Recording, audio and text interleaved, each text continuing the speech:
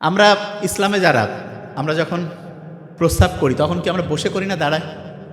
Normally বসে। এখন অনেকে করতে পারে কী ব্যাপার, আল্লাহ এটা কেন দিল, দাঁড়িয়ে করলে কী হইতো? দেখেন বিজ্ঞানীর অবাক হয়েছে। কেউ যে ক্রমাগত দাঁড়িয়ে প্রস্রাব করে তখন আমাদের প্রস্রাবের সাথে ক্রমাগত যেটা করতে থাকে, দাঁড়িয়ে দাঁড়িয়ে প্রস্রাব করছে, তখন দেখা যাবে প্রস্রাবের সাথে আস্তে আস্তে প্রোটিন যাবে, যেটাকে মেডিকেলের ভাষায় বলে প্রোটিন ইউরিয়া।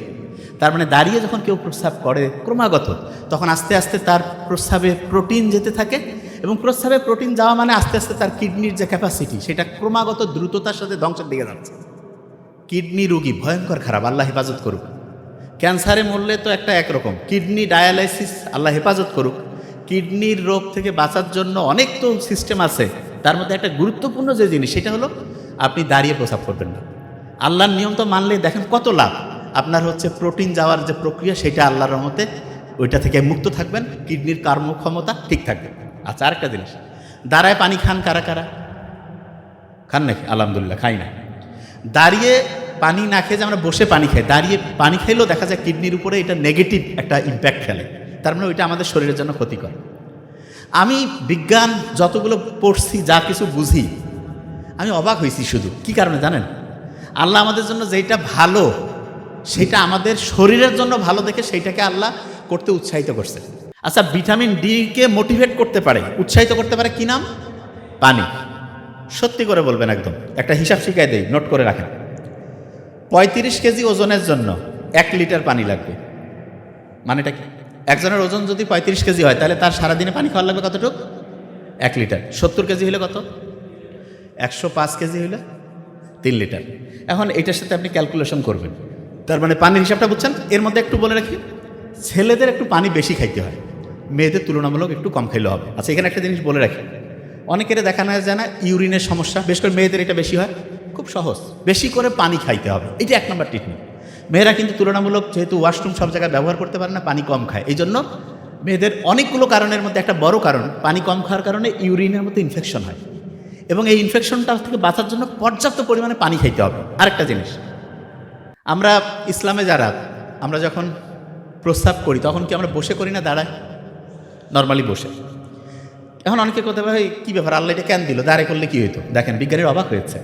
কেউ যে ক্রমাগত দাঁড়িয়ে প্রস্রাব করে তখন আমাদের প্রস্রাবের সাথে ক্রমাগত যেটা করতে থাকে, দাঁড়িয়ে দাঁড়িয়ে প্রস্রাব করছে, তখন দেখা যাবে প্রস্রাবের সাথে আস্তে আস্তে প্রোটিন যাবে, যেটাকে মেডিকেলের ভাষায় বলে প্রোটিন ইউরিয়া।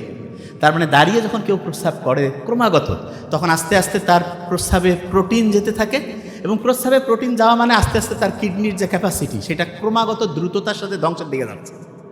কিডনি রোগী ভয়ঙ্কর খারাপ, আল্লাহ হেফাজত করুক। ক্যান্সারে মরলে তো একটা একরকম, কিডনি ডায়ালাইসিস আল্লাহ হেফাজত করুক। কিডনির রোগ থেকে বাঁচার জন্য অনেক তো সিস্টেম আছে, তার মধ্যে একটা গুরুত্বপূর্ণ যে জিনিস সেটা হলো আপনি দাঁড়িয়ে প্রস্রাব করবেন না। আল্লাহর নিয়ম তো মানলে দেখেন কত লাভ। আপনার হচ্ছে প্রোটিন যাওয়ার যে প্রক্রিয়া সেটা আল্লাহর রহমতে ওইটা থেকে মুক্ত থাকবেন, কিডনির কর্মক্ষমতা ঠিক থাকবে। আচ্ছা, আরেকটা জিনিস, দাঁড়ায় পানি খান কারা কারা? খান নাকি? আলহামদুলিল্লাহ, খাই না। দাঁড়িয়ে পানি না খেয়ে যে আমরা বসে পানি খাই, দাঁড়িয়ে পানি খাইলেও দেখা যায় কিডনির উপরে এটা নেগেটিভ একটা ইম্প্যাক্ট ফেলে, তার মানে ওইটা আমাদের শরীরের জন্য ক্ষতিকর। আমি বিজ্ঞান যতগুলো পড়ছি, যা কিছু বুঝি, আমি অবাক হয়েছি। শুধু কি কারণে জানেন? আল্লাহ আমাদের জন্য যেটা ভালো সেটা আমাদের শরীরের জন্য ভালো দেখে সেইটাকে আল্লাহ করতে উৎসাহিত করছে, আর যেটা আমাদের শরীরের জন্য খারাপ সেটাকে করতে আল্লাহ নিষেধ করছে। অনেকে বলে ভাই এটা কীরকম, এক্সাম্পল দিই। এবার সত্যিটা বলবেন কিন্তু। আচ্ছা, একটা এলাকায় সবাই 4-5 জন মিলে একসাথে হইলেন, সমালোচনা করতে কেমন লাগে? সত্যি কথা কথা, খুব মজা লাগে, ঠিক না? সমালোচনা করলে সবাই খুশি, হ্যাঁ কী হয়েছে রে, কত দেখি। আচ্ছা, ইসলাম এই যে গীবত করা, সমালোচনা, এগুলাকে কি উৎসাহিত করছে না নিরুৎসাহিত? তো অনেকের মাথায় যে এটা আল্লাহ কেন করলো, শুনেন। এই ব্রেইনের মধ্যে কোনো কারণে যদি ভূমিকম্প হয়, কী হয় বলেন? ভূমিকম্প, তাহলে এটা কি ব্রেনের জন্য ভালো না খারাপ? খারাপ। এই নর্মালি ঢাকায় ভূমিকম্পের ভয় সব পালাইছে না, আর আপনার ব্রেইনে ভূমিকম্প, ব্রেন থেকে পালা যার পাবেন, তাই তো নিজে শেষ। ব্রেইনে যদি ভূমিকম্প হয় তাহলে দেখা যায় যে ব্রেইনের যেই জায়গায় যে যে জিনিস রাখছেন, আচ্ছা আপনি, আমি সহজ করে বলি, ভূমিকম্প হলে এখানে সব কি এরকম থাকবে না, ওলটপালট হয়ে যাবে? তাই ব্রেইনে আপনি যে যে জিনিস রাখছেন, ভূমিকম্প হইলে কি ওই জায়গায় থাকবে না, ওলটপালট হয়ে ভাঙচুর হয়ে সব ধ্বংস হয়ে যাবে? ধ্বংস হয়ে যাবে না? আচ্ছা, এখন অনেকে যে ভাই ব্রেইনের ভূমিকম্প টের পাবো কী করে, শুনেন, খুব ইম্পর্টেন্ট। ব্রেইনে ভূমিকম্প হয়েছে কি না এটা বোঝার একটা ইন্টারেস্টিং পয়েন্ট আছে। কি পয়েন্ট? একটা রাসায়নিক উপাদান আছে যার নাম হচ্ছে ডোপামিন। কি নাম? ডোপামিন। খেয়াল থাকবে তো, ডোপামিন। কি নাম? ডোপামিন। ব্রেইনে যদি কোনো কারণে খুব বেশি ডোপামিন বেড়ে যায় তাহলে ব্রেইনে ভূমিকম্প হয়, এবং ব্রেইনে ভূমিকম্প মানেই ব্রেইন ক্ষতিগ্রস্ত হইল, পড়া মনে রাখার ক্যাপাসিটি কমলো, চিন্তা করার দক্ষতা কমলো, ব্রেইনের জন্য খারাপ। বিজ্ঞানীরা অবাক হয়েছে যখন কেউ সমালোচনা করে, বিভিন্ন বিষয় সম্বন্ধে হচ্ছে অপ্রয়োজনীয় গল্পগুজব করে, তখন ব্রেইনে হাই ডোপামিনকরণ হয়, তখন ব্রেইনে ভূমিকম্প হয়। তাই ইসলাম কি সমালোচনা, গীবত এটাকে উৎসাহিত করছে না নিরুৎসাহিত? নিরুৎসাহিত। কেন? কারণ আল্লাহ তো জানে, আল্লাহ বানাইছেন এটা যে হাই ডোপামিনকরণ হবে, ব্রেইনের জন্য ক্ষতিকর। আচ্ছা, এবার একটা ইন্টারেস্টিং জিনিস, জুয়া খেলা ইসলামে হালাল না হারাম? কেউ যখন জুয়া খেলে, যারা জুয়া খেলে আল্লাহ হেফাজত করুক, কিছুদিন পর পর না খেললে মাথার সার্কিট ধ্বংস হয়ে যায়। ওই কিন্তু জানে, সব জানে যে এটা খারাপ, অমুক তমুক। হারার পরে আসি আফসোস, মাথার মধ্যে হাত, কেন যে করলাম কি। আমি জানি তো, আমাদের কাছে রুগী আসেন, কি হয়েছে, কয় যে স্যার কয়েকদিন পর ওইটাতে খেলতে যদি না যাই মনে হয় যে দুনিয়া আর কিছু নেই, খেললাম হারলাম, তারপরে খালি আফসোস যে কেন এটা করলাম। বিজ্ঞানীরা দেখছে যে এই জুয়া খেলার আগের মুহূর্তে তার ওই জুয়ার যে একটা থ্রিলিং, এইটার কারণে তার হাই ডোপামিন ক্ষরণ হয়, এবং এইটা ওই একবার হাই ডোপামিন যদি আপনি ওই মজাটা পেয়ে যান, তখন আর স্বাভাবিক যে ডোপামিন সেটা আর ভালো লাগবে না। এই কারণে আল্লাহ যে জুয়াতে শুধু অর্থনৈতিক ক্ষতি তাই না, আপনার ব্রেন যে আছে ব্রেনটাও ধ্বংস হয়ে যায়। জুয়ারও খুব বুদ্ধিমান হওয়ার সুযোগে নেই। হ্যাঁ, 2-4 জন এক্সেপশনাল, যেটা আলাদা। নর্মালি যে জুয়ার সাথে আসক্ত হয়ে যাবে তার ডোপামিন অসম্ভব বেশি ক্ষরণ হবে, ব্রেইনের মধ্যে ভূমিকম্প হবে, তার ব্রেইনের যে ক্যাপাসিটি ধ্বংস হয়ে যাবে। তাইলে জুয়া এটা কি ব্রেইনে ভূমিকম্প তৈরি করতেছে কি করতেছে না? কথা বলেন না কেন? তাইলে এটা আমাদের ব্রেইনের জন্য ভালো না খারাপ? খারাপ। আচ্ছা, এবার দেখেন, আপনারা অনেকেই বলবেন যে এই ইসলামের খুব ইন্টারেস্টিং একটা জিনিস আছে, সেটা কি জানেন? সেটা হলো, আপনি দেখেন অনেকের এই কথাটা আপনি শুনবেন, নিজের ওয়াইফের সাথে যে আমাদের যে সম্পর্ক, এটাকে ইসলাম কি নিষিদ্ধ করছে? কিন্তু ওয়াইফ ছাড়া অন্যদের ক্ষেত্রে কি এটাকে উৎসাহিত করছে?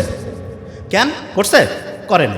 এইটা কেন? কারণ নিজের স্ত্রী ছাড়া অন্যদের সাথে যখন আমরা চিন্তা ভাবনা করতে যাই, তখন আমাদের ব্রেইনে হাই ডোপামিন ক্ষরণ হয়, এবং হাই ডোপামিন যখন ক্ষরণ হবে তখন ব্রেন কি ভালো হবে না খারাপ হবে?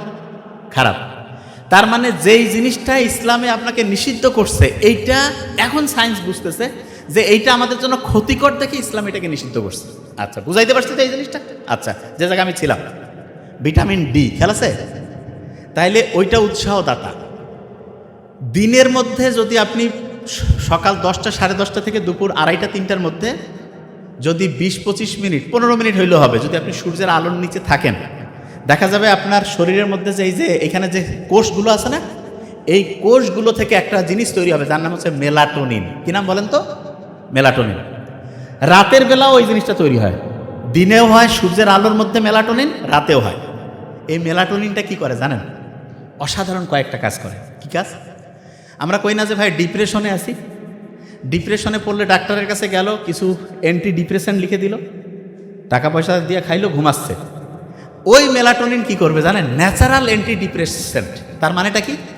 আপনি যেই লোকটা ডিপ্রেশনে আছে তাকে দিনের বেলা সূর্যের আলোতে 20-25 মিনিট ঘুরাইলেন, তার শরীর থেকে মেডিসিন তৈরি হয়ে গেল, মেলাটোনিন। রাতেও সন্ধ্যার পরে, এশার নামাজের পরে সে হচ্ছে যে মোবাইল টোবাইল রেখে লাইট বন্ধ করে থাকলো, মেলাটোনিন তৈরি হইল।